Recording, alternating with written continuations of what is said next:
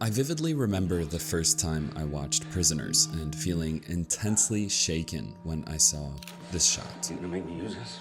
It wasn't just Hugh Jackman's violent performance that made me feel this way, it was because of this frame. Now, in photography, this type of composition is called a frame within a frame shot. Typically, they're used to guide the viewer's eyes to an intended subject, isolating it from other potentially distracting elements. And accordingly, the clear and simple frame in this shot draws attention to the three characters, Keller, Birch, and Alex, while dismissing everything else. It fixates the audience to the viciousness of the moment while also communicating many of the film's underlying themes: Keller's desperation as a broken father, Alex's helplessness as Keller's victim, and Birch's role as an extension of the audience caught between the two. With this in mind, the audience better connects with the internal struggles of all three characters, and in turn understands the deeper emotional flow of the scene. And it all begins with framing. Of course, a movie is very different from photography, and so this type of composition could easily be the result of coincidence, except that for Prisoners, it isn't. Even after excluding shots with unclear and negligible blocking, there are approximately 108 shots in this film that make clear use of internal frames. Among those 108, 34 are composed of background elements that create a frame for the subject before them and work in conjuncture with another 64 shots that are framed with foreground elements. Finally, there are roughly 10 more shots that have a more peculiar shape to them, which I realized as the film unfolds come to resemble the hole Keller must crawl into in the final climax. Now, yes, that took me forever to count, but yes, it was totally worth it. Let me tell you why.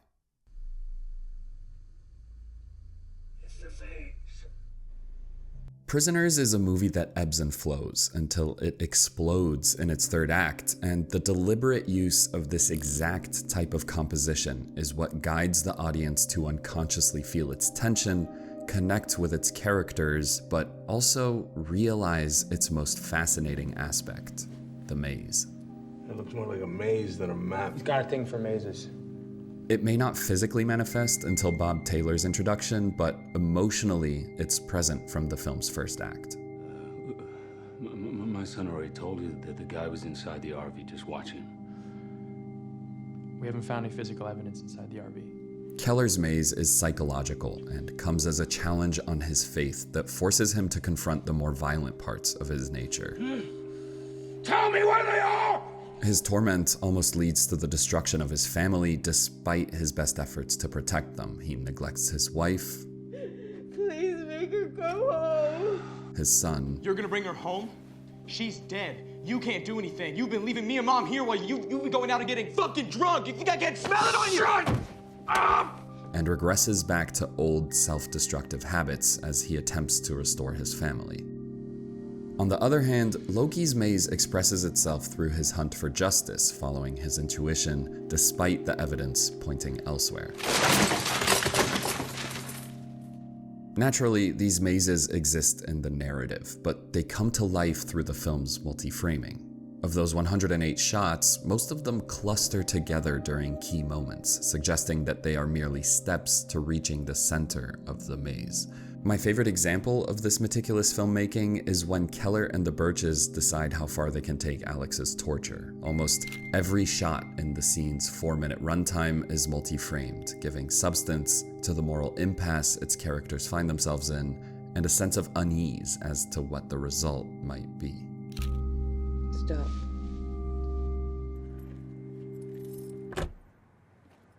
What's great is that while these shots collectively guide us to the film's finale, they also work on an individualistic level, conveying a sense of observation that layers on top of the film's tension and instinctively suggests that something must be lurking in the darkness of the frames. What happened? What are the characters, or as a matter of fact, the audience omitting to see? This is John.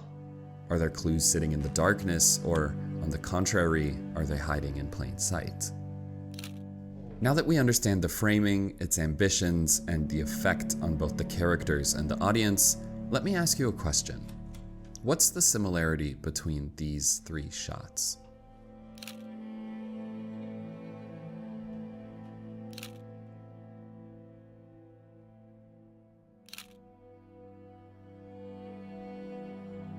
If you guessed the way the characters move in their shots, congrats, you got it. If not, don't feel bad, it's not something I noticed on my first watch either, but when you notice it once, you'll see it scattered throughout the whole movie. Shots where characters either move flatly from one end of the frame to the other or with depth, closer and further away from the camera. These shots are deliberate and simultaneously serve two very specific purposes. The first is emotional. They help the audience connect with the tangled feelings of their subjects, but they're also reminiscent of how someone looks when navigating a maze, calling back to the film's main theme. They're physically simple in their construction, but emotionally complex in their meaning, and subconsciously help the audience understand how to navigate the movie. Equipped with this understanding, we can finally look at the missing piece of the puzzle, what it all means. Prisoners is, above all else, a movie about faith in the face of overwhelming odds, about our complicated relationship with spirituality and fate. It's about how we make sense of the things that happen to us, and if we believe their origins are divine or circumstantial. It's only when Keller sinks to his darkest place in the third act of the film that he finally surrenders and returns to his faith, a moment enabled by his discovery of Anna's red whistle and marked by his ability to finally repeat the Lord's Prayer. It forms a connection between the two, but also evokes the lighting in this scene, drawing parallels on what Keller has inflicted and what he's endured. And conversely, Loki's solitary faith in his ideas and the evidence he collects is what guides him to Keller, an unrelenting force despite all signs pointing elsewhere.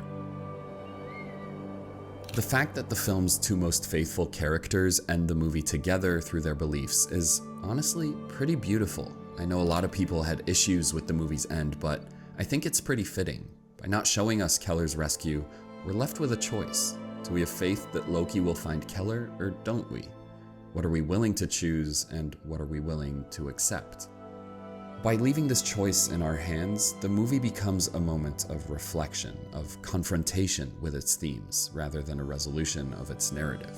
It asks us, what do we believe in?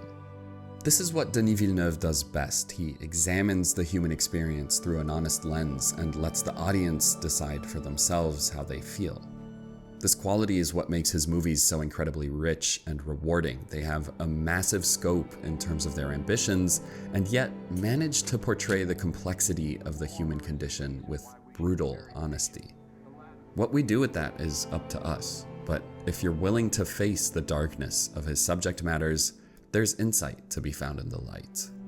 For to not remain prisoners, all we need is a key.